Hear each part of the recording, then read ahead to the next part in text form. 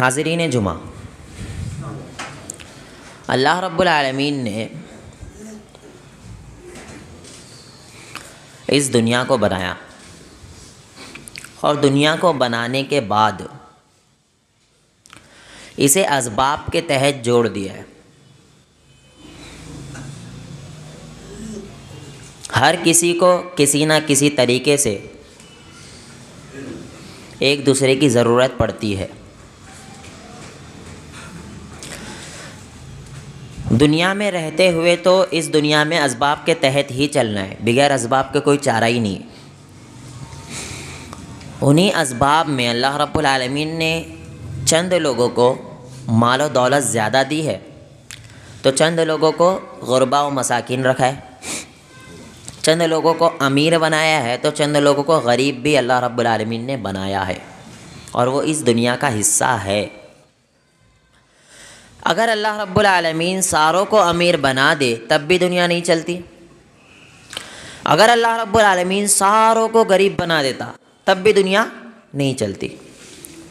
अब बेहतरीन प्लानर तो अल्लाह रब्बुल आलमीन है, इसीलिए अल्लाह रब्बुल आलमीन ने सारी चीज़ों को एकदम परफेक्ट बनाया है, इसीलिए वो अल्लाह है। अगर सारे ही अमीर हो जाए तो अब आप मुझे बताइए, आपके घर कचरा उठाने वाला कोई आएगा जब सारे ही अमीर हो गए? तो जब सारे ही अमीर हो जाए तो बाहर फल फ्रूट बेचने कोई आएगा? जब सारे ही अमीर हो जाए तो आपकी मातहती में अगर आप बीमार हो, आपकी वालदा बीमार है, तो इंसान रखता है खिदमत के लिए किसी को, तो क्या कोई रहेगा जब सारे ही अमीर हो गए? नहीं, क्योंकि इसीलिए अल्लाह रब्बुल आलमीन ने बनाया ही असबाब के तहत है कि एक दूसरे की ज़रूरत पड़ेगी आपको। और अगर सारे ही गरीब हो जाते तो पैसे ही कहाँ से आते?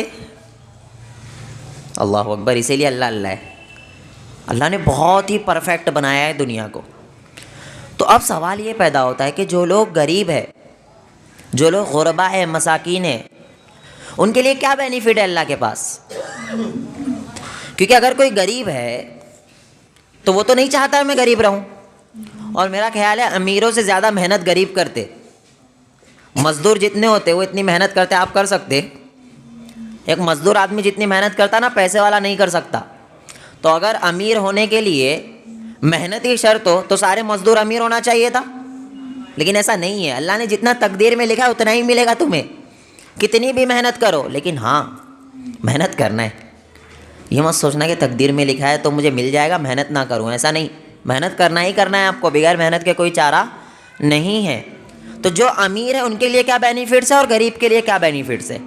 जब हम रसूलुल्लाह सल्लल्लाहु अलैहि वसल्लम की ज़िंदगी देखें तो अल्लाह के रसूल सल्लल्लाहु अलैहि वसल्लम को चॉइस दी गई थी कि या तो आप अमीर वाले अंबिया बन जाओ, अंबिया में शामिल हो जाओ, यानी अमीर नबी रह जाओ, मालदार नबी बन जाओ, या तो आप गुरबा व मसाकिन वो नबी बन जाओ। तो रसूलुल्लाह सल्लल्लाहु अलैहि वसल्लम ने अमीरी को पसंद नहीं किया, बल्कि रसूलुल्लाह सल्लल्लाहु अलैहि वसल्लम ने गरीबी को पसंद किया। और अल्लाह के रसूल सल्लल्लाहु अलैहि वसल्लम जो रहे वो मालदार नबी नहीं गुजरे, बल्कि अल्लाह के रसूल सल्लल्लाहु अलैहि वसल्लम गरीबी में ज़िंदगी बसर की। हमारे लिए आइडियल अमीर नबी नहीं है। दाऊद अलैहिस्सलाम कितने अमीर थे, सुलेमान अलैहिस्सलाम कितने अमीर थे, अमीर नबी भी अपने पास, लेकिन रसूलुल्लाह सल्लल्लाहु अलैहि वसल्लम ने चॉइस गरीबी को की, ना कि अमीरी को, क्योंकि बेनिफिट बहुत है गरीबी की। दुनिया में कितना जियोगे? 50 साल, 60 साल, और उम्मत मोहम्मदिया की उम्र तो इतना ही आता है कि 60 साल है, 70 साल, और उसके ऊपर तो बोनस में चल रहे हो। तो जो बोनस में चल रहा है उसे तो और अल्लाह की इबादत में लग जाना चाहिए, बजाय इसके कि 70 के बाद और ज़्यादा एक दूसरे की चुगली में लगो। 70 के बाद काम धंधा नहीं होता ना, तो बैठते और एक दूसरे की लगाते रहते, वो ऐसा है, इसका बेटा ऐसा, उसकी बेटी ऐसी, यही चलता। जबकि इन्हें ये नहीं पता कि 70 साल आपकी आखिरी था, अब इसके ऊपर जो चल रहे हो ना, ये बोनस चल रहा है। अब तो तुम्हें और पलटना चाहिए अल्लाह के पास, और अल्लाह रब्बुल आलमीन की बारगाह में रोना चाहिए, गिड़गिड़ाना चाहिए। तो बात चल रही थी कि अल्लाह रब्बुल आलमीन ने ये ज़िंदगी 60 साल 70 साल रखी है। अल्लाह के रसूल इस चीज़ को जानते थे, सहाबा भी इस चीज़ को जानते थे। 60 साल जीऊँगा, 70 साल जीऊँगा, और अगर आप पूरा प्लस प्लस ले लो 100 साल जीऊँगा, उसके बाद तो मरना है, और वो जो ज़िंदगी है ना वो नहीं ख़त्म होने वाली, मुझे वो चाहिए। जाना मौत आने वाली, ना परेशानी आने वाली, ना तकालीफ आने वाली, कुछ भी नहीं जन्नत में। लेकिन अगर आप जन्नत में नहीं गए, आपके करतूत ऐसे रहे कि हाँ आप जहन्नम में चले गए, तो फिर सोचो कितनी तकालीफ आएगी। अल्लाहु अकबर, अल्लाहुम्मा अजीरना मिनन नार। इसीलिए जो है रसूलुल्लाह सल्लल्लाहु अलैहि वसल्लम इस चीज़ को जानते थे। सहाबा कराम रिज़वानुल्लाहि अलैहिम अजमाइन को उठा के देख लो, अमीर साहबा नहीं गुजरे। अब्दुर्रहमान बिन औफ, सुबहान अल्लाह, कितने अमीर, आप तसव्वुर नहीं कर सकते। हज़रत उस्मान गनी रज़ी अल्लाह अन्हु कितने अमीर, हज़रत ज़ुबैर रज़ी अल्लाह अन्हु कितने अमीर, ये सारे अमीर सहाबा गुजरे हैं। लेकिन उनके मुकाबले में गरीब सहाबा भी थे। तो एक मरतबा क्या हुआ, रसूलुल्लाह सल्लल्लाहु अलैहि वसल्लम के पास चंद गरीब साहबा आए और कहते हैं अल्लाह के रसूल सल्लल्लाहु अलैहि वसल्लम, हम नमाज़ पढ़ते, ये अमीर भी नमाज़ पढ़ रहा है, हम रोज़े रखते, ये अमीर भी रोज़े रख रहा है, हम नेकी का काम करना चाहते, अमीर भी कर रहा है, सब तो हमारी बराबरी कर रहा है। और प्लस पॉइंट ये ले जा रहा है कि सदका भी दे रहा है, मैं नहीं दे पा रहा हूँ, ये ज़कात भी दे रहे अमीर, और हम जो है वो ज़कात नहीं दे पा रहे। तो हम ऐसा क्या करें कि इनसे आगे बढ़ जाए, इनके लिए तो बेनिफिट ही बेनिफिट है अमीरों के लिए। तो रसूलुल्लाह सल्लल्लाहु अलैहि वसल्लम ने सहाबा से अर्ज़ फरमाया कि आप जो है ना 33 मरतबा सुबहान अल्लाह, 33 मरतबा अल्हम्दुलिल्लाह, 33 मरतबा अल्लाहु अकबर, ये पढ़ोगे तो आप उनसे ज़्यादा नेकी कमाओगे। सुबहान अल्लाह। पैसे लग रहे तो फ्री फोकट अपने को नहीं चाहिए। हज करने जाना लाखों रुपया दे के, वो भी कर्जा ले लेके जाना है, अब तो कर्जा लेना ही पड़ेगा, ज़्यादा महंगा हो गया, कर्जा ले लेके हज करने जाना है अपने को। लेकिन ये जो रसूलुल्लाह सल्लल्लाहु अलैहि वसल्लम ने छोटी छोटी चीज़ें बताई, लेकिन उसका सवाब बहुत बड़ा है कि अमीर कितना भी नेकियां करे, लेकिन अगर आप ये चीज़ करते हो तो आप उससे ज़्यादा नेकी कमाओगे, इल्ला ये कि वो अमीर भी ये करने लग जाए। अब अमीरों को पता चल गया, अब अमीर भी क्या करने लगे, सुभान अल्लाह अल्हम्दुलिल्लाह अल्लाह अकबर, वो भी 33 मरतबा चालू कर दिए। साहबा फिर ए अल्लाह के रसूल सल्लल्लाहु अलैहि वसल्लम, ये क्या माजरा है कि अमीर भी अब सुभान अल्लाह अल्हम्दुलिल्लाह अल्लाह अकबर चालू कर दिए। तो रसूलुल्लाह सल्लल्लाहु अलैहि वसल्लम कहते हैं ज़ालिका फ़ज़लुल्लाहि युअतीहि मन यशा। अब इसमें तो आखिरत का दिन है, दुनिया है ही रेस के लिए कि एक दूसरे से आगे बढ़ो। और हम और आप क्या समझते हैं, हम सदका और खैरात कर रहे तो वैसी नेकी मिल रही है, नमाज फ़जर छोड़ो। सहाबा का ये मामूल था, कई सहाबा दुनिया में जन्नत की सर्टिफिकेट फिर भी बहुत ज़्यादा इबादत करते थे। तो यहाँ पर अमीरों को, जब अमीर नेकी के काम कर रहे हैं और गरीब भी वही कर रहे हैं, अल्लाह के रसूल ने बताया 33 33 33 99 हो गया, इतने मरतबा सिर्फ सुबहान अल्लाह अल्हम्दुलिल्लाह अल्लाहु अकबर पढ़ो तो आप उनसे ज़्यादा नेकी कमा लोगे। आज से पढ़ोगे हर फ़र्ज़ नमाज के बाद सुबहान अल्लाह अल्हम्दुलिल्लाह अल्लाहु अकबर, कोई आपसे पैसा नहीं लग रहा है। अब अल्लाह के रसूल सल्लल्लाहु अलैहि वसल्लम, आप ज़िंदगी उठाओ, अल्लाह के रसूल सल्लल्लाहु अलैहि वसल्लम हर मरतबा इस्तिग़फ़ार किया करते थे। मिलता है एक दिन में 70 से ज़्यादा इस्तिग़फ़ार रसूलुल्लाह सल्लल्लाहु अलैहि वसल्लम करते थे। और ये कौन सी शख्सियत है जो मासूम अनिल ख़ता है? ये कौन सी शख्सियत है जिसके अगले पिछले सारे गुनाह माफ़ है? ये कौन सी शख्सियत है जो अम्बिया के सरदार है? ये कौन सी शख्सियत है जब तक रसूलुल्लाह सल्लल्लाहु अलैहि वसल्लम जन्नत में दाखिल नहीं, कोई दाखिल नहीं हो सकता। इतनी बड़ी शख्सियत आप तसव्वुर नहीं कर सकते। ये वो शख्सियत है कि जिससे ताल्लुक़ से अल्लाह रब्बुल आलमीन ने कहा कि मुझसे मोहब्बत की अगर सर्टिफिकेट देना है आपको मुझे कि मैं आपसे मोहब्बत करता हूँ, इत्तिबा इस शख्स की करना पड़ेगा, मुहम्मदुर रसूलुल्लाह सल्लल्लाहु अलैहि वसल्लम की। ये वो शख्सियत थी और इनका हाल ये था कि इस्तिग़फ़ार 70 से ज़्यादा मरतबा कर रहे हैं। हम कितनी बार करते? सारे शामिल हैं हम इस दुनिया को हर चीज़ समझ लिए और गरीबी में जीना मतलब अपने आप को समझते कि किसी भी तरीके से आगे बढ़ जाऊँ, बस भले से हराम खोरी में पढ़ूँ। अल्लाह के रसूल सल्लल्लाहु अलैहि वसल्लम की दुआ एक बेहतरीन कि आले मोहम्मद को रिज़्क़ इतना ही देना जितना कि ये किफ़ायत कर जाए, यानी जितनी इनको ज़रूरत है। अल्लाह के रसूल ने ज़्यादा मांगा ही नहीं है। जब रसूलुल्लाह सल्लल्लाहु अलैहि वसल्लम ये दुआ कर रहे हैं तो सोचो हमारा क्या हाल होना चाहिए। हमें भी यही सोचना है ये दुनिया कैद खाना है, 70 साल गुजार लो, 60 साल गुजार लो, अल्लाह से दुआ करो अल्लाह मुझे वहाँ अमीर बनाना, यहाँ मैं भले से गरीब रहूँ, भले से मिस्किन रहूँ, लेकिन अल्लाह मुझे वहाँ तो अमीर रखना। ये दुआ करो अल्लाह से जो रसूलुल्लाह सल्लल्लाहु अलैहि वसल्लम ने की दी। हलाल इतना दे कि मैं हराम की तरफ ना जाऊँ। और आप हम सारे ही शामिल है यहाँ पर। अगर कोई बंदा हराम खोरी में पड़ के बहुत ज़्यादा आगे बढ़ गया, हाँ, हम उसे देखते ही आगे बढ़ गया, ये नहीं देखते कि वो हराम तरीके से आगे बढ़ रहा है और मैं हलाल तरीके पर हूँ। तो इन दोनों में ज़मीन आसमान का फ़र्क है। एक बंदा जो हराम में मुलव्विस हो गया और उसी पैसे से हज भी कर ले, उसके आगे आप कितने भी हाजी लगाओ, पूरी सुंदर नगरी हाजी बोले, हाजी बहुत चलता है यहाँ पे, हाजी जी हाजी जी, सूरी सुंदर नगरी भी अगर हाजी जी बोलने लग जाए, इस बात को याद रखना कि वो अल्लाह के पास काबिल कबूल है, ये इस बात की अलामत नहीं है कि आप जो है एक हलाल कमाने वाला बंदा नमाज अच्छे तरीके से पढ़ता है, गुरबात की थोड़ी सी मदद करता है, तो वो उससे अफजल हो जाएगा। ये हाजी जी से बात निकली तो बता दूं आपको, ये लगवाने से परहेज़ करो, मना करो किसी को भी। पूछो क्यों? क्योंकि हज एक ऐसी इबादत है ना जिसमें अगर थोड़ा सा भी रिया आ गया ना तो ज़ीरो हो जाएगी। सारी इबादत तो ऐसे ही है कि रिया नहीं आना चाहिए। अश्शिरकुल असग़रु और रिया, शिरक असगर है रियाकारी, दिखलावा। तो सोचो हज, एक तो मैं इतनी मेहनत करके 5 लाख रुपया खर्चा करके जाऊँ, 4 लाख रुपया खर्चा करके जाऊँ हज करने के लिए, और वो भी कबूल ना हो तो क्या फ़ायदा होगा। और दूसरी चीज़ ये भी कि हज पे जाकर सेल्फियाँ लेना, वो मैंने देखा कि तवाफ़ कर रहा है बंदा, लब्बैक अल्लाहुम्मा लब्बैक लब्बैक ला शरीका लक लब्बैक, वो वीडियो बनाते हुए जा रहा और उसे अपलोड कर रहा। भाई मुझे बताओ इसने क्यों किया? पब्लिक को दिखाने किया, नहीं किया? बोले नीयत पे आप कैसे शक कर रहे हैं? भाई किया ही क्यों तूने, ये बता दो। ये लोगों को दिखाने के लिए मैं क्या कर रहा हूँ? हज कर रहा हूँ, और अगर इसमें रिया आ गया तो ज़ीरो, इबादत को बोली नहीं अल्लाह रब्बुल आलमीन के पास। तो अगर कोई इंसान आपको सामने से आकर कहता है हाजी जी, तो आपको थोड़ा सा तो वही होगा कि मैं हज किया हूँ। अब मुझे भले से लाख कह लो भाई, नहीं नहीं ये मेरे अंदर नहीं आ रहा, लेकिन वो शैतान अपना काम कर रहा है। अगर आपके अंदर थोड़ा भी आ गया कि मैंने हज किया और ये लोग नहीं किया इसलिए मुझे हाजी जी कहा जा रहा है, एक बात याद रखना, इबादत क्या हो गई? हज जो किए हो, ज़ीरो। इन्नमल आमालु बिन्नियात, सारा का सारा नियत पर तो डिपेंड है हमारा दीन। नियत जैसी रहेगी अल्लाह रब्बुल आलमीन बरकत भी वैसे ही देगा। तो पैसे को पीछे ना भागो दुनिया के अंदर। गरीबों के लिए भी बहुत बेनिफिट है, एक और सबसे बड़ा बेनिफिट ले लो। सही अहादीस के अंदर मिलता है कि रसूलुल्लाह सल्लल्लाहु अलैहि वसल्लम कहते हैं, अमीरों से 500 साल पहले गरीब जन्नत में दाखिल होंगे। कितना बड़ा बेनिफिट! कितने साल? 500 साल पहले। कितना जी रहे दुनिया में? 70 साल।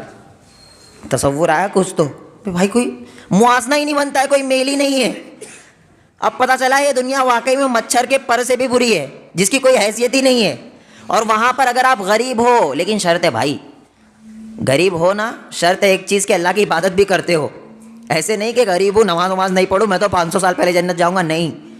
यहाँ पर जहाँ भी फ़ज़ाइल आते हैं ना, तो उसमें ये इंक्लूड होता है कि नमाज़ें भी हो, अल्लाह की नाफरमानी ना हो। तो जो अमीर है क्योंकि उसको माल और दौलत का हिसाब देना पड़ेगा, और गरीब क्योंकि माल इतना कमाया नहीं तो हिसाब देने की ज़रूरत नहीं है। तो सोचो अल्लाह रब्बुल आलमीन से दुआ करो कि अल्लाह रब्बुल आलमीन हमें जन्नतुल फिरदौस में आला मकाम नसीब फरमाए। ये दुनिया तो ऐसी है कि आज अगर आप कमा रहे हो कल का भरोसा नहीं है। कितने बड़े बड़े मैंने देखा अमीर आते हैं और सोचते हैं मैं सक्सेस। भाई कोई सक्सेस नहीं है, इस बात को आज मान लो।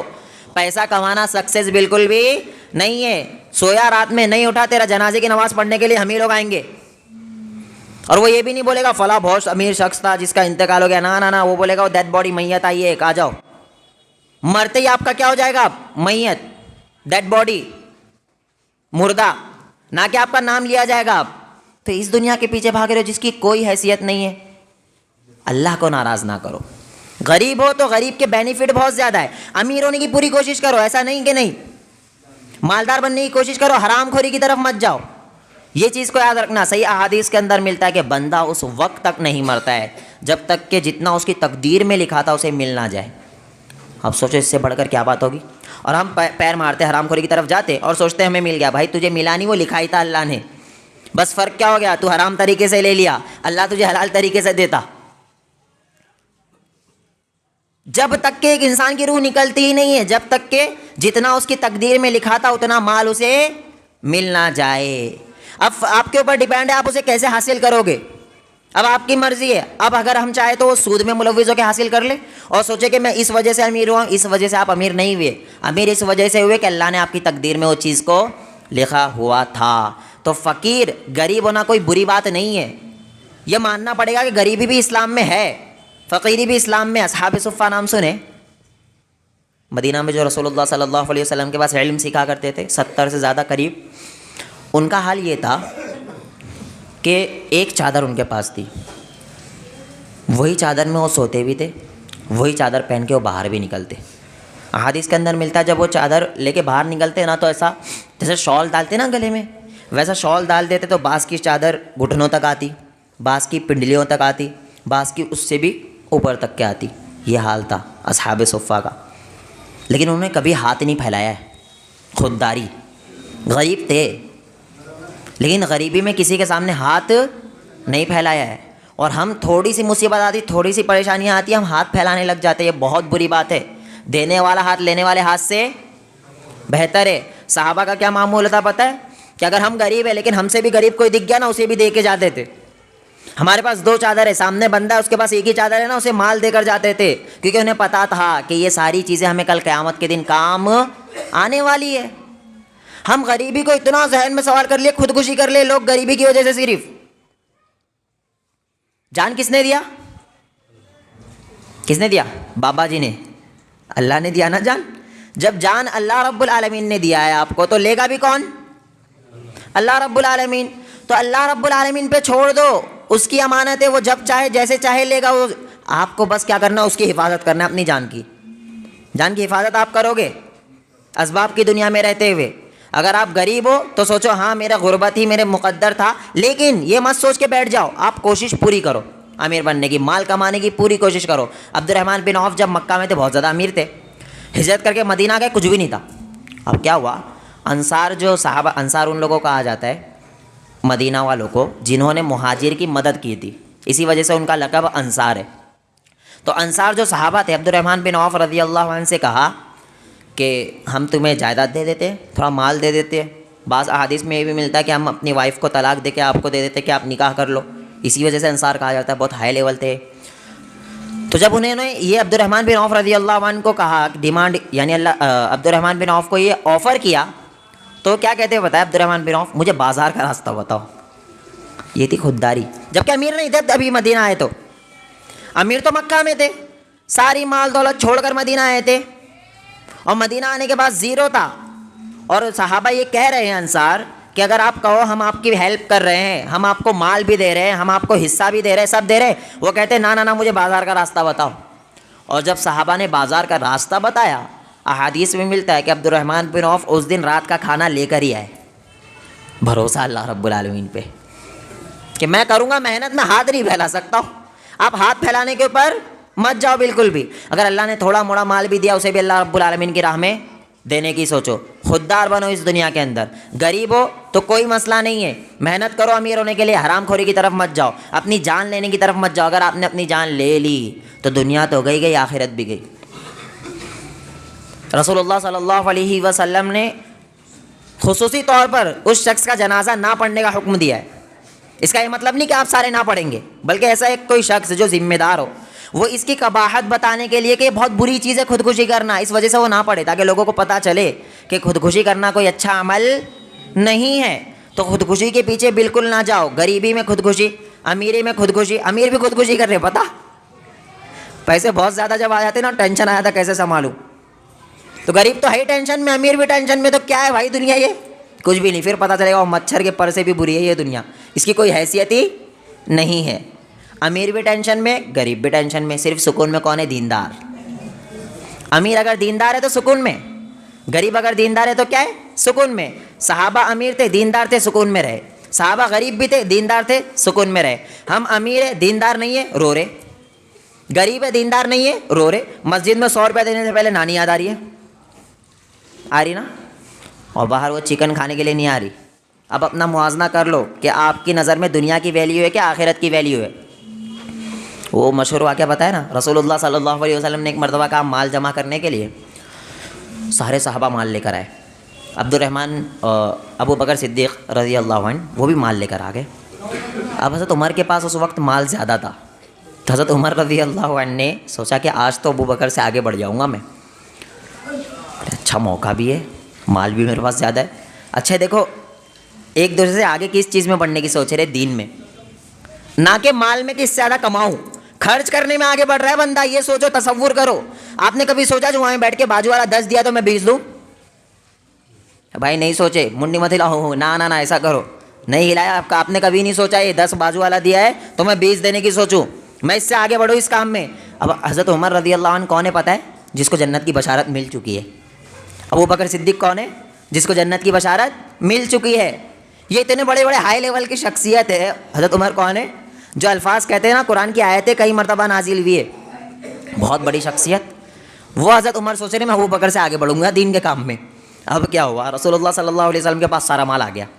अल्लाह के रसूल सल्लल्लाहु अलैहि वसल्लम ने सवाल किया कि ए अबू बकर, घर क्या छोड़ के आओ? हज़रत उमर ऐसे थे ऐसे पीछे हो गए, ना ना ना ना, मैं अबू बकर से आगे नहीं बढ़ सकता। समझे बात? क्यों? क्योंकि अल्लाह के रसूल सल्लल्लाहु अलैहि वसल्लम ने ये सवाल नहीं किया कि लाए कितना हो, अल्लाह के रसूल ने सवाल ये किया कि छोड़ के कितना आए हो। हज़रत अबू बकर कहते हैं अल्लाह के रसूल सल्लल्लाहु अलैहि वसल्लम, मैं घर सिर्फ अल्लाह और उसके रसूल को छोड़ा है बस।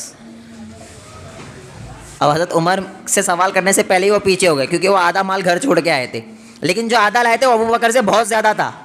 लेकिन अल्लाह रब्बुल आलमीन की नज़र में ज़्यादा माल की वैल्यू थी नहीं, बंदा अपनी हैसियत के हिसाब से जो दे रहा है उसकी वैल्यू थी। हज़रत अबू बकर सिद्दीक़ रज़ियल्लाहु अन्हु घर का सारा माल लेके आ गए, और हम 1 रुपया, अच्छा पता है 10 रुपया भी जो मस्जिद में देते ना, वो भी सबसे गड़ी सड़ी गली नोट देते। जो बाज़ार वाला सब्ज़ी वाला भी नहीं लेता ना, वो नोट कहाँ चलती है? अल्लाह के पास। मैंने देखा है भाई, यही हाल है सारों का। जो कहीं नहीं चली वो मस्जिद में दे दो। वो बच्चे को बोलते क्या हुआ, नहीं लिया दुकान वाला, बोले मस्जिद में डाल देना, जा मस्जिद में डाल देना। ये हाल है। युखादिऊन अल्लाह, भाई आप अल्लाह को धोखा देने की सोच रहे हो। आप सोच रहे हो ये पैसा किसके लिए है, किसके काम में यूज़ होता? अल्लाह रब्बुल आलमीन काम में। आपकी आखिरत संवरती ना, तो आप जो है कोशिश करना चाहिए सबसे अच्छा माल मैं अल्लाह की राह में दूँ, और हम सबसे गंदा माल अल्लाह रब्बुल आलमीन की राह में देने की सोचते हैं, और सोचते कि अल्लाह की मदद आएगी, और सोचते मेरे घर में परेशानियाँ, और परेशानियाँ क्या होगी, ठीक हो जाएगी। अहादीस में मिलता है कि सदका बलाओं को भी टालता है।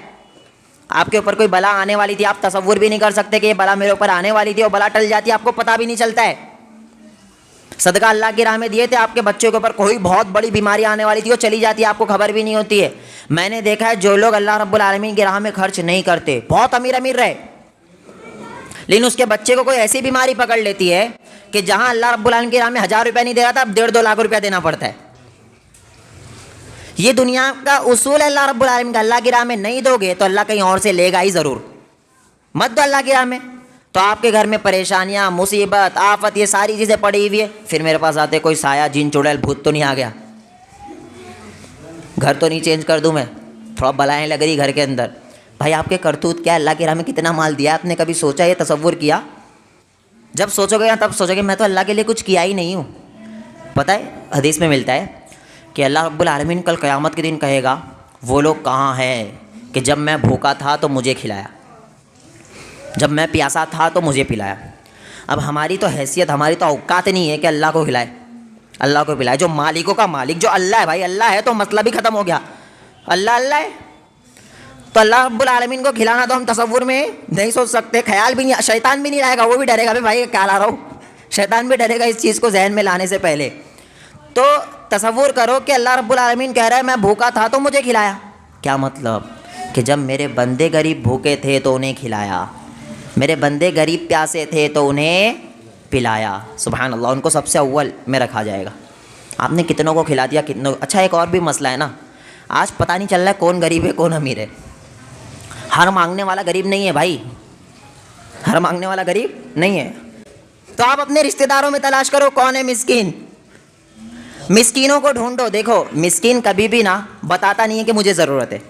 फ़कीर तो बोल देता है अल्लाह के नाम पे दे दो, अल्लाह तुम्हें बहुत बड़ा रखेगा, अल्लाह रब्बुल आलमीन मुसीबत नहीं आने देगा, खूब रोने गाएगा। लेकिन जो मिस्कीन होता है ना वो बोलता ही नहीं है। यही तो क्वालिटी है मिस्कीन और फ़कीर में, कि मिस्कीन जो है, फ़र्क है, मिस्कीन जो है वो आपके सामने कभी हाथ नहीं फैलाता है, और फ़कीर जो है 24 घंटा रोना रहता है कि यार मुझे ऐसा दो वैसा दो। और आपको देना किसे, मिस्कीन को ढूंढना है। आपके रिश्तेदारों में भी ऐसे होंगे जो बहुत से गरीब होंगे, मिस्कीन होंगे, उनकी इतनी सैलरी नहीं है कि वो अपने घर के जो माशी ज़िम्मेदारियाँ हैं वो अदा कर सके, लेकिन वो कम में ही बस ज़िंदगी बसर कर रहे, किसी को कहते नहीं है। तो उनकी ज़िम्मेदारी रखना, उनका ख्याल रखना किसकी ज़िम्मेदारी है, हमारी और आपकी। अपने रिश्तेदारों का ख्याल रखो, और रिश्तेदारों का ख्याल रखने से प्लस सवाब मिलेगा, एक तो रिश्तेदारी का और दूसरा मिस्कीनी का, दो सवाब मिलेगा।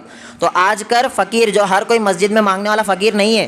पता चलता है उनके कहीं प्लॉट है, वो बंदा बोलता है मैं तो किराए में रह रहा हूँ और मैं इसे दे रहा हूँ, ये पता चलता है बाद में एक शख्स आए थे मेरे पास, वो बताया कि एक फ़कीर रोज़ मांगता था मुझसे, मैं उसे रोज़ देता था। हाँ, फिर एक दिन पता चला मुझे, तो वो उधर फ्लैट से निकल रहा था, बोला तो बोले तो मेरा घर है, उसे ये नहीं पता था कि मैं इसे रोज़ भीख देता हूँ। तो भाई आज फ़कीर कौन है और मिस्कीन कौन है ये भी खबर नहीं लग रही, कौन अमीर है कौन गरीब है ये भी खबर। और जिस फ़कीरी को इस्लाम ने इतना ज़्यादा मना किया है हाथ फैलाने को, इस्लाम बुरा जानता है हाथ फैलाने को, बल्कि इस्लाम कहता है कि दो, ये ज़्यादा बेहतर है, लो मत। उस कौम का हाल ये है कि उस कौम का हुलिया पहन के दूसरी कौम वाले भी मांग रहे। बुरखे में खवातीन नहीं आती बाहर, हर कोई बुरखा पहन के मांग रहा है, क्योंकि पता है कि बुरखे वाली मांगती है, इसकी आदत ये बुरखे वाली की मांगने की।